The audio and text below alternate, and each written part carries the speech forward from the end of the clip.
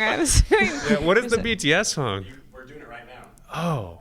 And then I'll use it for all. This is BTS.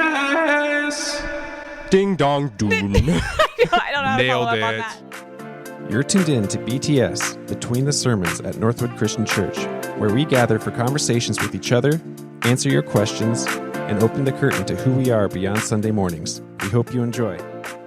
Hey everybody, welcome to BTS. This is episode number 12. We're happy that you're joining us. Today I want to introduce you to Braden Abbot. He is a Christian ministries major at Bushnell University. He just finished his junior year at Bushnell and he's going into his senior year. And I actually want to start off this conversation by asking Riley a question that we never had a conclusion to. And that is, Riley, would you rather Are you kidding lick 1,000 telephone, like, you remember, what was it? The, what do we call those? I can't even remember what they're called. The kind of phone that's outside. A booth. Yeah. Phone booth. Okay, 1,000 receivers in a telephone booth, Yes. or would you rather drink a cup of earwax? Gosh, it's disgusting, Aaron. And I did not see this coming again. I thought we were putting you on the hot seat. Wait, I need answers. Is it your own earwax or is it just earwax in general? It's up to you. It's disgusting either way. I'm not Shrek. I'm not going to pull out a candle of earwax.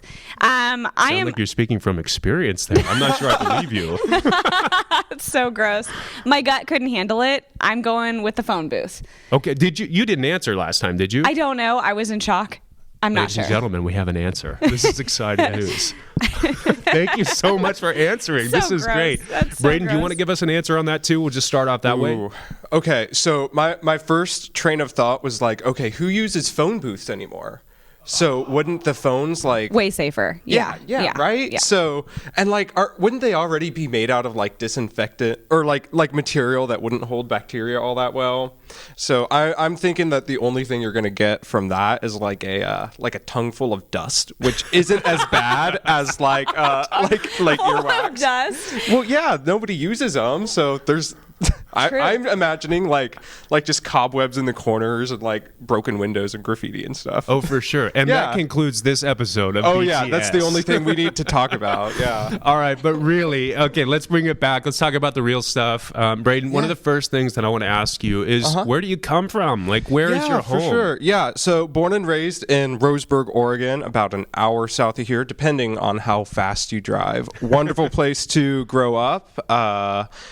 Went to Roseburg High School. That's where I graduated from. And yeah, that's where I've spent my whole life. Sweet. Yeah. And Braden, what brings you to Eugene? So, like Aaron mentioned, I am a student at Bushnell University. I am a pastoral ministries focus in the Christian ministries major. And so, I came up to go to school at Bushnell, and it's been absolutely wonderful so far. I love the community there. So that was what brought me up here in the first place. Okay, but you didn't start at Bushnell, right? Your collegiate career did not start That is at true. Bushnell University. Yeah, so just north of Roseburg, there's a small community college called Umpqua Community College. So I started out there, get my transfer degree from there, kind of take care of some of those prereqs, which was fantastic, and I loved being able to do that. And yeah, that's where I started my college career. Mm-hmm. And because Christian ministries isn't really an option, at a community college, often at least, I'm curious, what did you study while you were there? You mentioned a transfer degree. Yeah, did so you major in anything? I did. Yeah, so the focus, it's a general transfer degree, but the focus that I chose was social and emotional learning, because I thought that would be the closest thing that I could get, and the thing that would give me the most usable information out of an associate's degree, knowing that I was going to transfer to pursue Christian ministries. Gotcha. Yeah, it was a wonderful thing to study. I loved all of the different counseling and psychology classes that I got to take, and it was absolutely, really, really good. I'm really happy I chose that focus. That's really cool. I'm so glad that you had that opportunity. I'm curious. So we have you for the summer, and this is, of course, an internship. So we get you for quite a few hours a week. I'm so excited to hear, what is your most important goal or thing to achieve this summer while you're here at Northwood? Yeah, so the thing that I'm most passionate about when it comes to serving in a church in general is service. I feel like I've always kind of had a heart for service. I love being able to serve the community in any way that I can, contribute to a common good. So one of the things that was really important to me coming into this internship was being able to find a place where I could serve practically. I didn't want to just be following people around and observing what they do. I want to jump in and be able to do something with my hands, do something to help. And so that's one of the more important things and one of the big points that I wanted to make sure and hit. Also, I know that Northwood has had a wonderful impact in the community, and I want to learn more about how they're able to do that. Yeah. So I'm curious about, you're at Bushnell University, you complete your first year there. How is it that you heard about Northwood? Yeah, so I knew I wanted to do my internship over the summer just because that's the way the credits were going to work out. I knew that I needed to get it done this summer.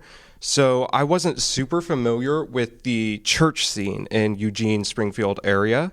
And I have a lot of wonderful professors who are. So I made an office hour appointment with Dr. Agam, if you're familiar with him. And we talked about some different options. I met with a lot of different pastors in the area, 2 or 3, and just talked about what an internship at their church might look like, what their primary focus was, the way their church worked, how old their church was, just different details like that. Every meeting was different, super informal, and every single time there was just something scheduling wise that wasn't going to work out, or the church didn't really have a need, or they had, it just didn't work out all the way. And so I was getting a little bit discouraged when Dr. Agam mentioned Aaron.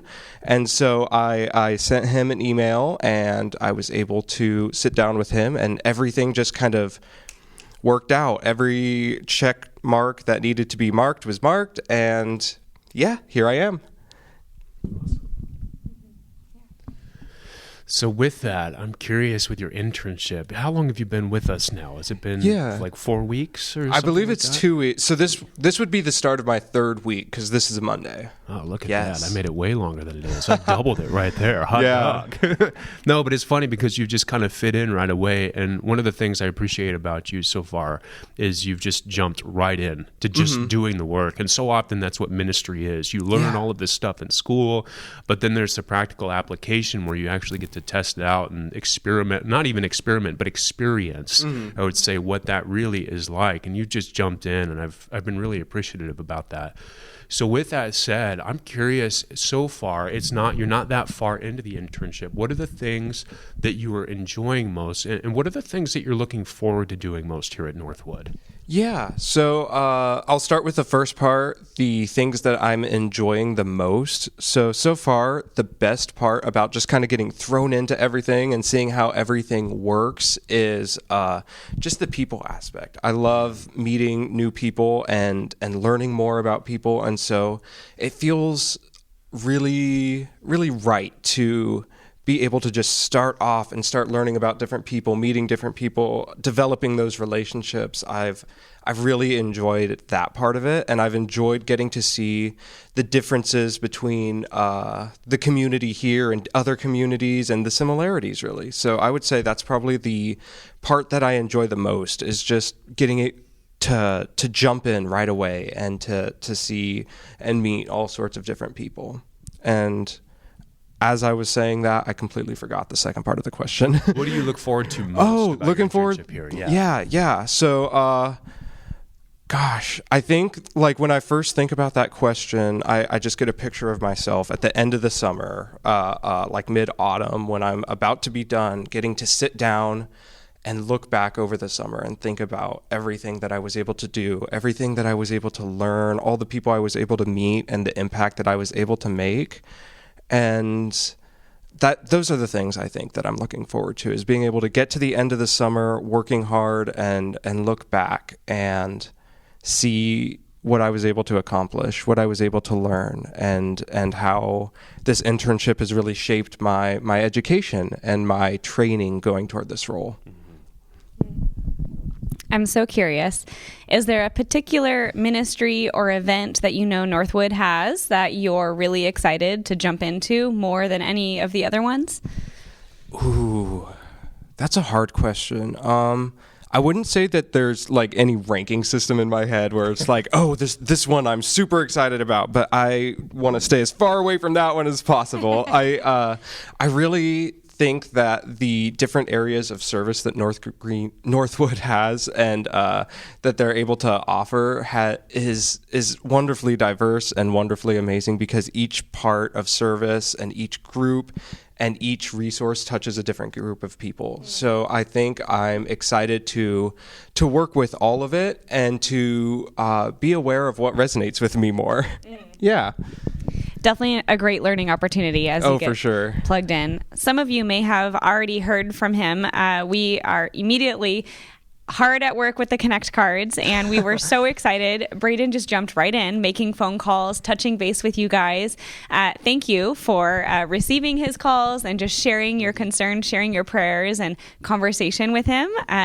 Braden, how has it been making those kind of blind calls since you don't know the congregation yet? Yeah, that was probably one of the more nerve-wracking things I had to do. Not all of the calls, but just like the first one. Just that, okay, I don't know anybody. I feel kind of like I'm just being thrown into this, but just picking up the call and making it. And I would say I was more excited rather than nervous or anything like that.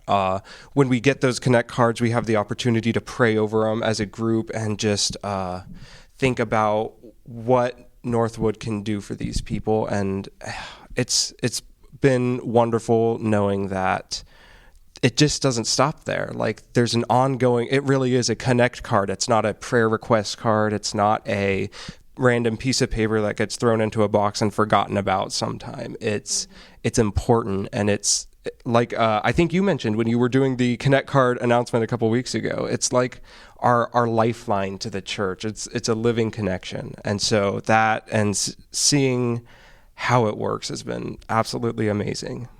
That's cool. Well, we definitely appreciate you jumping into the process. Yeah. Well, thank you for including me. So, first of all, that actually makes me feel really, really good just to hear that, because that has been a heart for me for a long time. It's just like, Northwood is a large church. And so often when people come to large churches, one of the things they say is like, I don't want to fall through the cracks. And it's a really big deal to us that people don't. And so that's such a big deal to like connect. And then we do pray over everybody that turns in a card and even beyond that. So I'm encouraged to hear that that's an encouraging part for sure. you, because prayer is the backbone of the church. Switching gears here. So I like to nerd out a little bit. Okay. If you haven't noticed at times. So one of the things I wanted to ask you, since you've got 1 year of Christian ministries under your belt, what was your favorite class that you've taken so far? And then doubling up on that, what are you looking forward to taking in the next year? Okay. The most exciting class, so I love learning. And I think the class that I learned the most from was a class called The Study of Orality, 50 Biblical Stories. And it was a class centered around the aspect of the Bible as unwritten stories in a collection. It was really interesting to see. So, growing up in a Western culture where the majority of people can read and the majority of people learn the Bible and by reading it and by understanding the words and by, you take out the book at the kitchen table or wherever you pray and you open it, you read the words and then try and understand what it's trying to get across. And when you go back in time to when the Bible was first collected, when these stories were starting to get put together, very, very few people could read.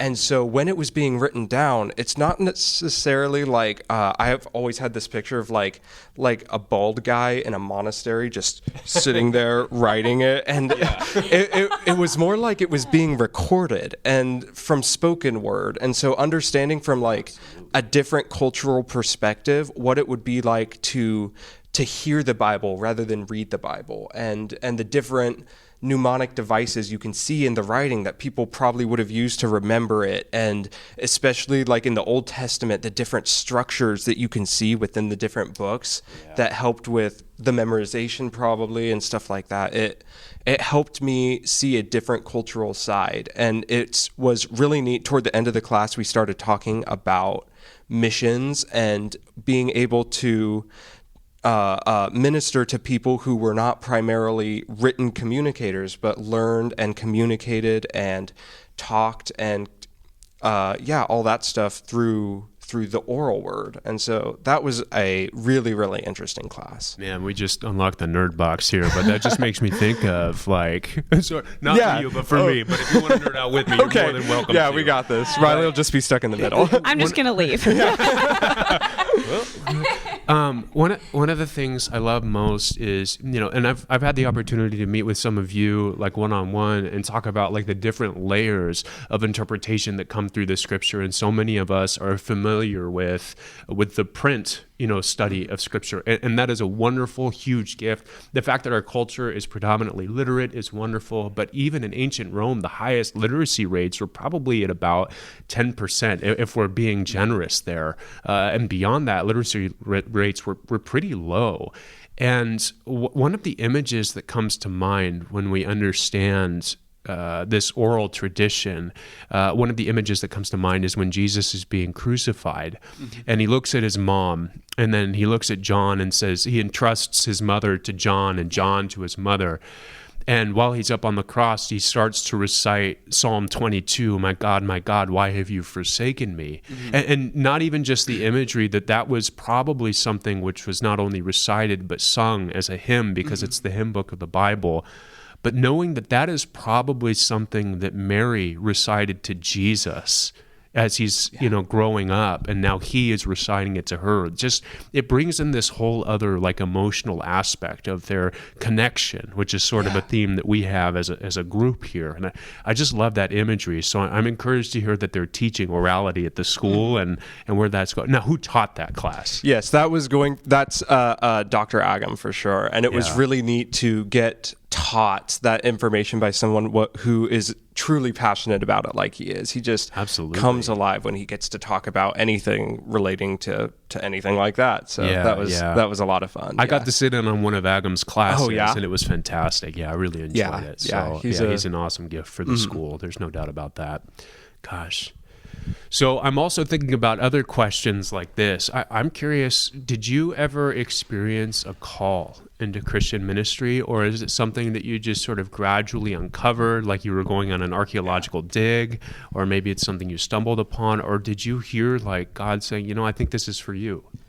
I would say it's kind of a mixture of all different things. The way I arrived at knowing that this was the path I wanted to go on kind of was like a snake. It took a lot of different turns. So starting out, like I've been involved in church my whole life. The same church across from the courthouse in Roseburg for 18 years until I moved up here. It was absolutely wonderful, and I got to know a lot of the people. And so we were able to, my senior year of high school, I got the opportunity to go on a mission trip to Arizona, Indian reservation down there.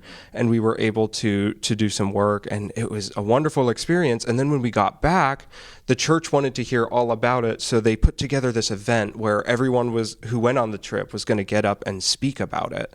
So one by one, everybody speaks on it. And I got up and I gave my little spiel. I think it was like 15 minutes long or whatever.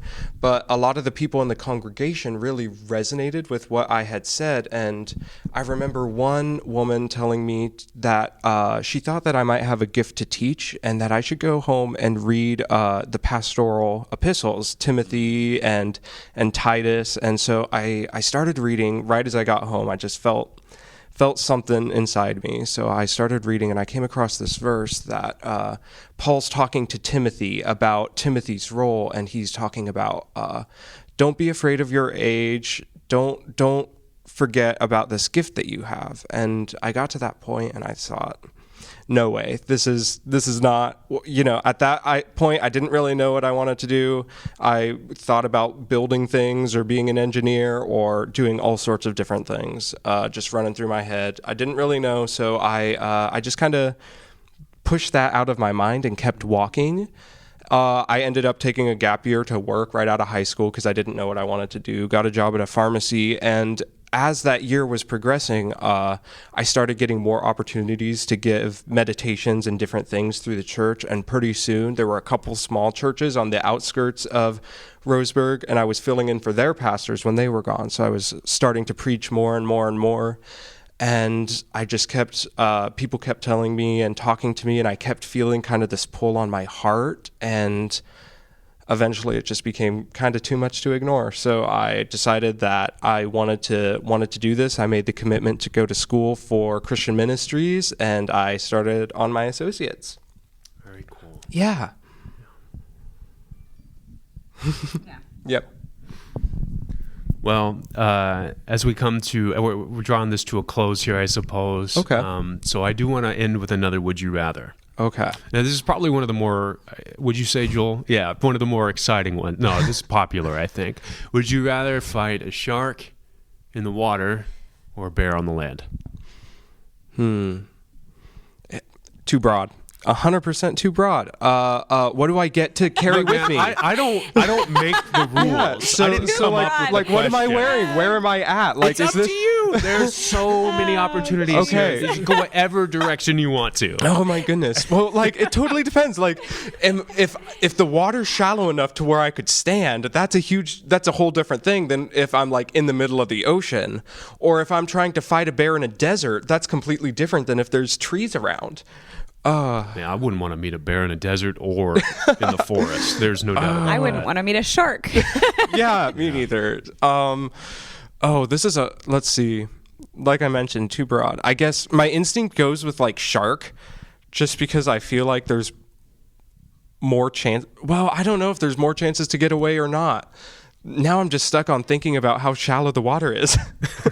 Okay, let's imagine you're in their elements. So you're in a forest with a bear, and you are in the deep ocean with a shark. You're not waist deep on shore. There we go. Or Getting surfing, a little more specific, yes. just like 30 feet out. You're on a boat in the ocean. I don't know about that. That's fine. He's having trouble answering the question. Okay, then it's totally bear. I am a notoriously terrible swimmer. I can keep my head above water, but I would never tell the lie that I can swim. I can't. Can't do anything properly, so I have way more faith in running away from a bear than I do swimming away from a shark. Okay, good to know. Now we're going to have to ask about whether he does baptisms or not. I'm a little bit afraid of whether we'll be able to have him come back up now. Oh, I know. No, I'm just kidding. Well, Braden, hey, thank you so much for your time. Yeah. I really appreciate the work that you're doing here at Northwood, and I'm looking forward to, all the way to August, so I'm looking forward to another few months with you. 100%. I'm looking forward to it too. All right. Well, that concludes this episode of BTS. Thanks for joining us, guys. Have a good day.